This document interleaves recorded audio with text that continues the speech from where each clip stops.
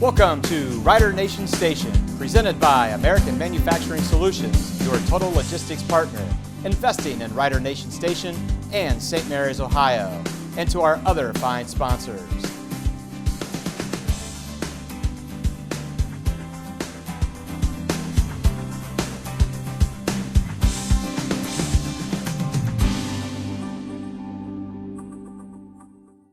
Hello and welcome to the 2020 Rules of the Game with Mark Cisco. Mark, thanks again for coming back for another year. Wasn't sure that we were going to be here. It's been a heck of a few months here for football and for the rest of the world, actually. Zach, it's always good to be here with you, and for the folks behind the camera. Mr. Spencer is behind the camera today, so I know Rich will be putting some of this stuff together as well, but it's always good to be back. And yes, looks like we're going to have football. Wasn't sure if we were going to have this show. Weren't sure if we were going to have a game to broadcast or a game to commentate. So as I said during the broadcast of the scrimmage the other night, I'm just really glad that we're able to offer some sort of normalcy into everyone's lives, because Lord knows that we need something to look forward to. And I know a lot of people were looking forward to football season, so really happy that we could be here. Yeah, so am I. My crew and all the other officials around the state of Ohio were hoping that this day would finally come, and it looks like to some extent we're gonna go forward. And as I said the other night, I need to go, I guess, game by game at a time, because we don't know if it could be taken away halfway through the season, but we're going to look forward to each Friday night bringing the games live on Rider Nation Station. Right. And we're going to play it as it goes, and hopefully we get the most out of this year. Sounds good to me. So let's talk first about the end of last year. Okay. I've been hearing rumors in the months since then that some of the referees, umpires, football officials have been watching our videos and maybe have some thoughts on your interpretation of their calls. That's a good way to put that. What yes. have you heard around? Well, we've heard some things about some situations that we talked about last year. That a couple instances I heard that we were completely wrong about what we talked about, but I'm here to tell you that we weren't wrong about what we talked about. A couple of them may have taken exception to some of the, I guess, my critique of certain plays or whatever. I'll stand by those. I mean, I'm not here to cut anybody down. I'm not perfect, but the film is what it is. And yes, sometimes the films lie because you're not on the field. But I think our interpretations were fine, we're spot on, and so this is getting out, and if nothing else, it creates a mode for discussion, if nothing else. So, I did hear from one particular official that actually gave me a call, and by the end of our conversation, he admitted that maybe I was right. So I'm not always right, but in this case we were. So we are getting out. That's good. That's interesting to hear. I didn't know that we had that kind of a reach through our program. So, were you able to show any of the videos to any training? I used a lot of the videos that we saw here last year in our association meetings, and in fact, I used a bunch of them here the other night in our Zoom meetings with all the guys, and was able to show some things, good and not so good, things that have happened. And if nothing else, they were for discussion on what would you have done here? Was the official in the right spot? Things of that nature. We're not here to judge the accuracy of the call, so to speak, but just the positioning and what it looks like. So yes, we do certainly use those things. Well, I know that it's always easier for us to be able to watch the video afterwards and go back and look at it. We always talk about that. We certainly understand that the officials have a tough job on the field at the split-second calls. Sure. It's always easier for us to go back and critique it later. But that's just the nature of the beast. But the video does give us room to look at things and improve, if nothing else. And that's what we use it for more than anything else. So yeah, I'm thankful that we're able to do this. No, excellent. It's great to hear that you're able to use the video to try to help train in the future, and I'm glad that we're getting it out to some other officials, and hopefully we continue to help everybody improve. And it's certainly entertaining to go back and be able to look at these things, because from a fan's perspective, you always have these questions that pop in your head, but we don't always get a chance to get them answered so thoroughly like we're doing. And if nothing else, maybe somebody along the way gains some knowledge. Well, I've got a lot of questions to talk about regarding this year and COVID rules, as well as just new rules of the game. Okay. So we've got Bath coming up here next week. We're gonna and I want to make sure that the fans understand at home all of those new rules. So we're going to take a quick commercial break. When we come back, we'll have some of the new rules for 2020 back here with Rules of the Game with Mark Cisco. Great. St. Mary's Foundry is a global leader in manufacturing complex iron castings. Our skilled workforce takes pride in producing the highest quality iron castings, weighing up to 60,000 pounds. St. Mary's Foundry wants to take this opportunity to give a big shout out to all our local teams, wishing them a safe and extraordinary season. And speaking of great teams, St. Mary's Foundry would like to thank its very own team of hardworking employees for their loyalty and dedication. If you're looking for rewarding challenges and first-string wages and benefits, check us out at stmfoundry.com or on hometownopportunities.com. St. Mary's Foundry, where iron and ingenuity meet. For all your sporting good needs, visit Albert Sporting Goods at 121 West Spring Street, serving the St. Mary's community since 1980. Guarneri's on Spring Street, home of the signature Big Ralph Sub, Pizza, and Calzone. Come try our thirst-quenching Rider-Aid before, during, and after the game. It's Guarneri's. Give them a call, 419-394-2244. Welcome back to Rules of the Game with Mark Cisco. I'm Zach Farrell. And again, we want to thank those sponsors that you just saw. Rider Nation Station is unable to bring you all of this programming and the live video this year without those sponsors. As a reminder, please join us on our Facebook page or our YouTube page and subscribe. That is going to allow you to watch each game as it comes live on Friday nights, and it's also going to bring you these shows as we're able to release them, as well as any other clips or previous clips from previous years, or some of our history vodcasts, where we have individuals from St. Mary's explaining things from their past in St. Mary's, or maybe something around the lake, or just lots of different things that we're having with that. So, Mark, we're back here. I wanted to just talk a little bit about what are some of the regular, quote-unquote, rule changes that have come this year that the fans are going to see as different from last year. Well, I think the biggest thing that they're going to see, Zach, is there wasn't many rule changes from the national level this year. One of them would be the way the quarterback now is able to take a snap in shotgun and intentionally ground the football. In years past, he would have to take a hand-to-hand snap and right away throw it forward to stop the clock in a situation where they wanted to stop the clock. Now, this year, they've said the quarterback can be back in shotgun, take the snap, and he can ground it right away. If there's any hesitation, or if he muffs the snap in somewhat, or if he drops it and picks it back up, then that's no longer available to him. He's got to do something else with the football. He can't throw it right back to the ground. So, in effect, he has to catch the football cleanly and throw it forward right now. That's the biggest rule change. There was a couple other enforcement rules that changed, but went from one of the fouls that they changed would be the defense using what's known as disconcerting acts to throw off the offensive count and the signals and everything. It used to be a 15-yard unsportsmanlike conduct penalty. Well, that was a bit harsh.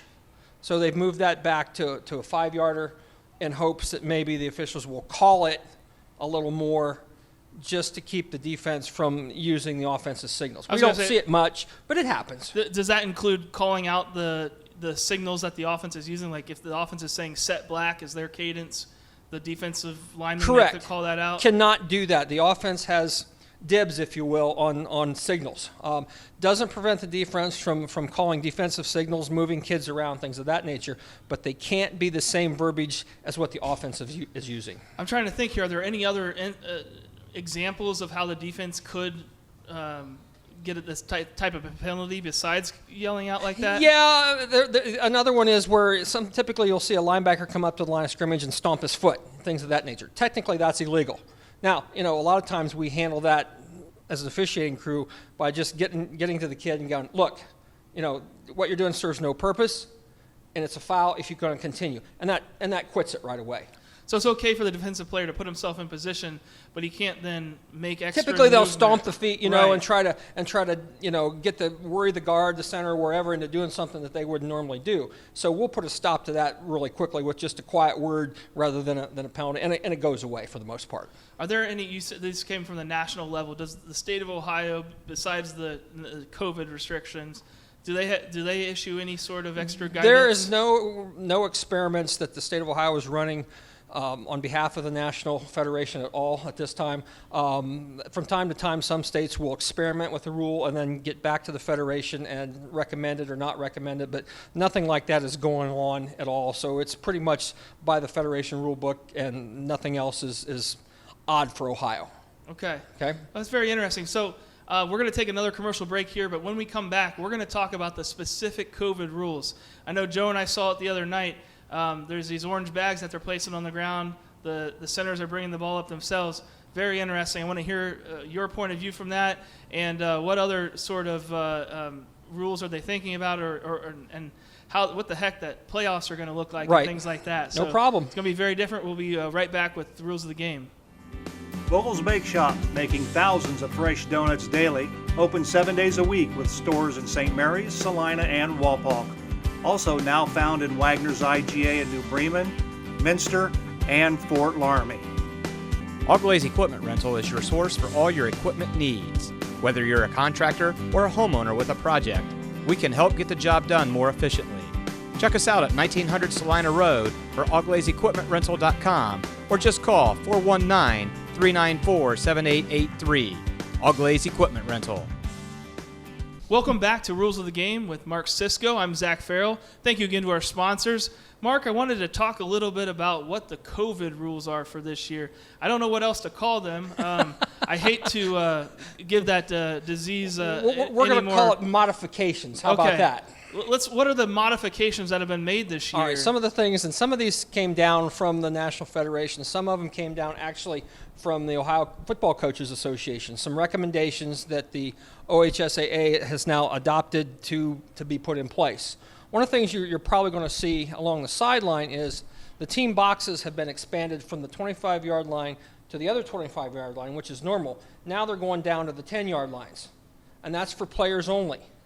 So the kids, the thought is we'll spread the players out, more social distancing along the sidelines. If they got more room, they're going to spread them out. But the coaches are limited to that 25-yard to 25-yard box. Okay. So nothing's changed for them. So early in the season, I have a feeling we're going to see some coaches kind of gravitate towards the 10-yard line, so to speak, and we'll be pretty quick to put them back in their place, so to speak.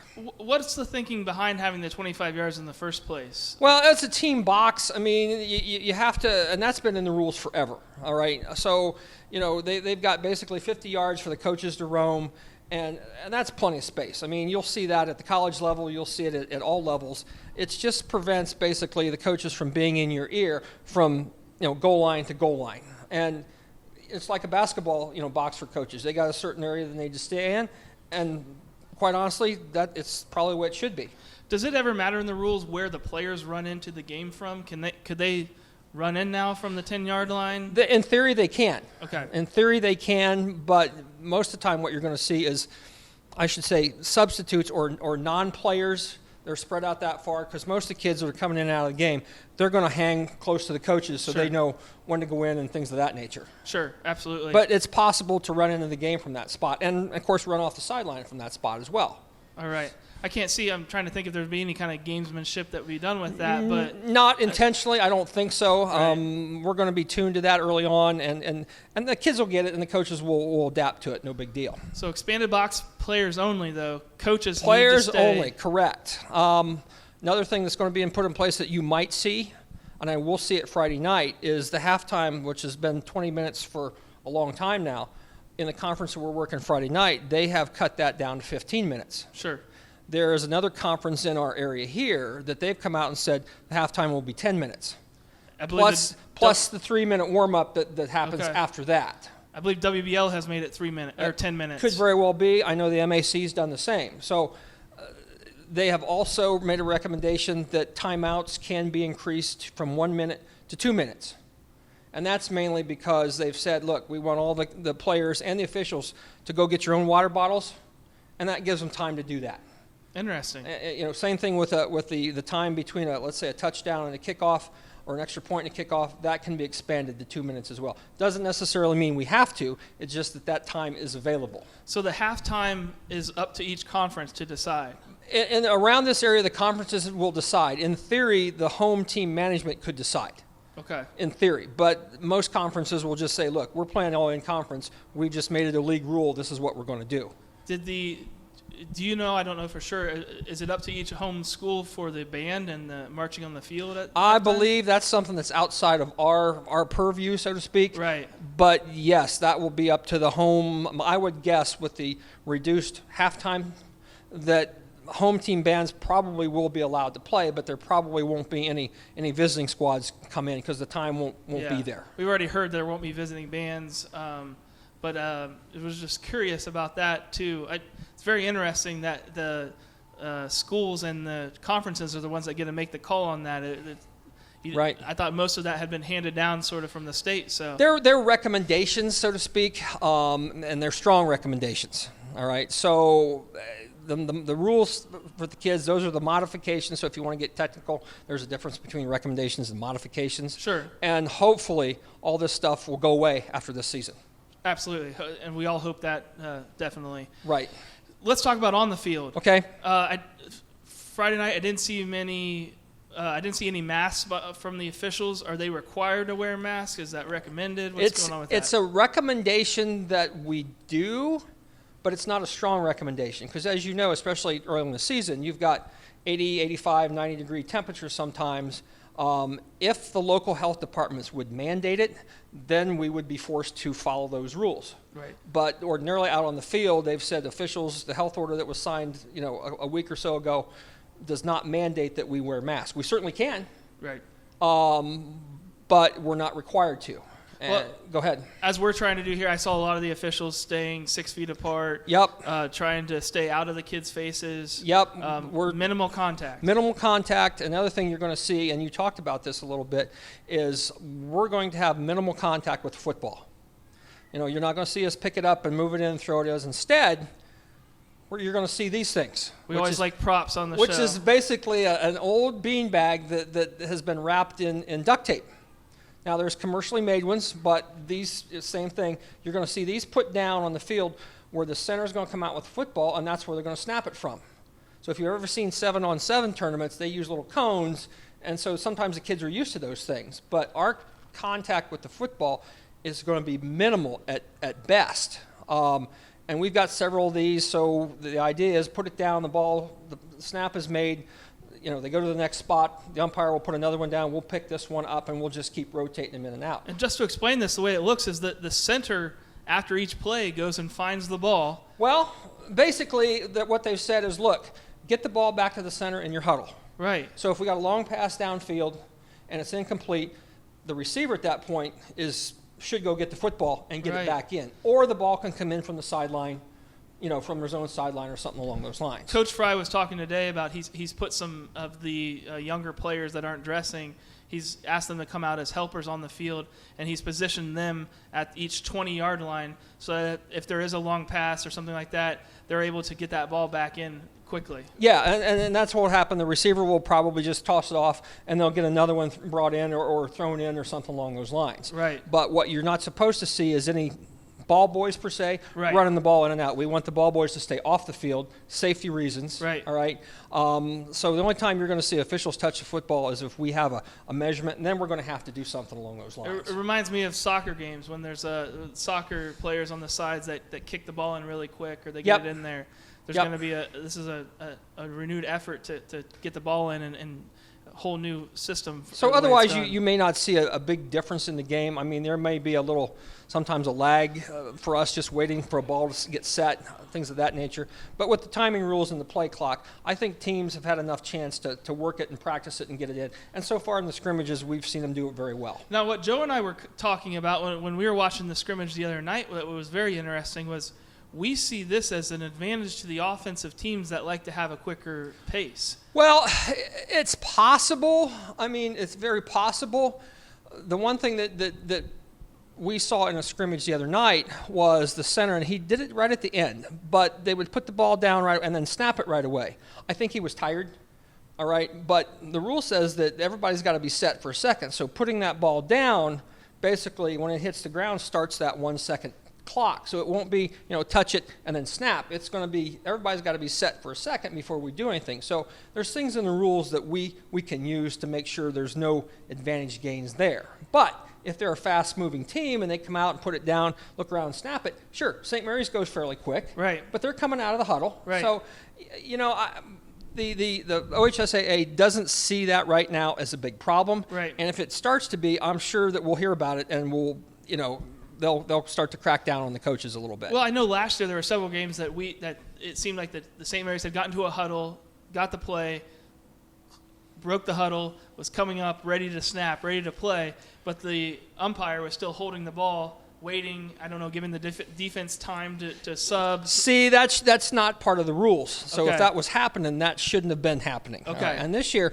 that's pretty much gone. Right, there's no ability Because you're going to see the umpire put the bag down and get away. Right, that's what we noticed is that the offense was able to set their own pace because they didn't have to wait at all for the ball to be placed. No. There were several times last year that it just seemed, I don't know if it was intentional or if it was just the pace that the umpire was moving, but the offense was ready to go, ready to get that ball and snap it, and they were waiting for the umpire to set it down. This year, once they're ready, they're up on the line and the ball is set. See, they tell us that the offense should never wait for us Okay. to put the ball down. In Okay. this case, this year, the bags will be down. My fear is that the OSHA and the rules makers will like this, and they'll make us continue to do it. Yeah, Which is no fun.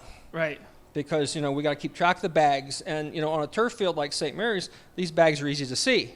Right. On a grass field that maybe has a little length of the grass, they're harder to see. Right. So it's going to be interesting. Now, in relation to these, is the center allowed? Does the center just have to touch the ball to any spot on that? Basically, what happens is if you lay this down parallel to the yard line, he can't put the ball over the top of it. So if the nose touches the edge nearest to where he is, he's good. Okay. I mean, we're not going to nitpick. Right. Obviously he can't put it over the bag or something or alongside of it or wherever. But so far they've been pretty good, and they understand that we can get them for something like that, and we won't have an issue with it. Yeah, and I remember when I was a center too, there were always some centers that I saw would grab the ball and they'd move it a couple inches in their stance. Usually, as long as everybody was set before they did that, it wasn't as big of a deal because the line of scrimmage was the same. Yeah.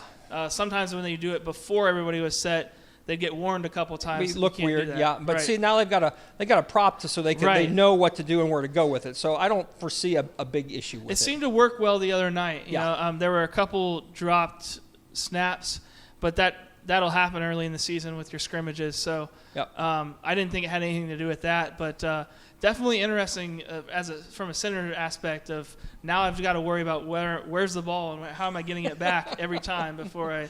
What you're going to see more than anything else is the kids lose track of it on the field, and they'll huddle up someplace when the ball should be over on one hash, Sure. and they'll be somewhere else. So we're going to try to help them say, hey, the ball's over here or wherever, and most officials will be like that just to keep the game moving. And I'm waiting for the time that they run up to and they can't find where it went to, and the lines all over. So the you may place. see an umpire step up and go, hey, we're right here. Sure. And then step back. Sure. Yep. Well, any other on-field things that we've been noticing? Other than that, I mean, us not touching the football, the beanbag sort of thing, everything else about the flow of the game should be the same, truthfully. I mean, you're going to see officials, the kids sometimes will flip us the ball not thinking, and you're going to see us, shy away from it because they don't want us touching the football for various reasons. Sure. And I get that. Not that we're afraid of it, but we're told not to touch the football. And as the season goes along, it'll be fine. One last final question before we get wrapped up here. What was the off-season like with hearing things out of Columbus for officiating standpoint? It was stressful. I mean, you're hoping for a season. And early on, I was hoping we'd be fine. And then things come out, and maybe it's not so fine. And then it was again. It was really up and down. And then they cut out the scrimmages, and that didn't look good. But things have worked out, maybe not to everybody's total satisfaction. But officials, I know schools, teams are thankful that we're going to get started here. We love the season just as much as the kids do. And we're glad that we have at least a partial season Sure. to work in. And just so everybody knows, there's going to be a 6-game regular season, at which point everybody is in the playoffs. There'll be some sort of seeding procedure. I think that coaches will vote Right. on the seeds. But teams do not have to participate in the playoffs if they don't want to. Correct. And teams that choose not to participate or lose can still have regular season games all the way up to week 10. Correct. So we're going to see a very different season this year. What's that going to look like from an officiating standpoint? Are you going to be able to commit to week different 7 games? is the first round of the playoffs. Sure. So they've not really come out and said, but the general thought is that the first week will be like my normal crew. We'll probably work in the playoffs as a playoff crew in week 7 as a whole crew. And it's possible, depending on teams and how many, the second round, that will be the case too, assuming that we're in the pool of folks that will work. And then after that, probably the OHSAA will take over like they normally would in a playoff year and assign people to different crews. But what you're faced with there is, like you said, later on after week 7, teams can opt that still aren't in the playoffs to continue playing their season. So it's going to be really interesting officiating-wise as to, who knows, we may get 10 games in as a crew or a partial crew. Yeah. You just don't know at this point. Well, I think that's a good summation of our entire off season and moving forward is that we don't just know, but we're going to try to make the best out of it. We're going to show up every week anyway. I want to thank you again for Thanks, joining Zach. us, and we're going to be here every week of the season that we're here, and we're going to have rules of the game with Mark Cisco, and we're going to have clips each time for any of the questions that came up during the game. So good deal. Great to be back sitting here with Good you to again. see you again. Yep. And so thank you for joining us tonight. Thanks again to our sponsors, and remember to subscribe to our Facebook or our YouTube pages and to join Rider Nation Station as we bring you Rough Rider football each week. Thank you. American Manufacturing Solutions is proud to invest in St. Mary's and proud to sponsor Rough Rider football. Think AMS, think logistics, done right. AMS is your complete supply chain solutions provider. Have electrical service needs? AMS can take care of that too. Call us at 419-300-1007 or visit us at AmericanMFGSolutions.com. Whether your goals include college education funding, retirement planning, generating income, or reducing taxes, at Glass Daringer Investment Management, we've got you covered. Stop in and speak with Jeff Daringer or Kevin Glass at 100 West Spring Street today. Glass Daringer Investment Management. Securities offered through LPL Financial, member FINRA, SIPC. Thanks for watching another episode of Rider Nation Station. Help us help you by subscribing on YouTube or following us on Facebook.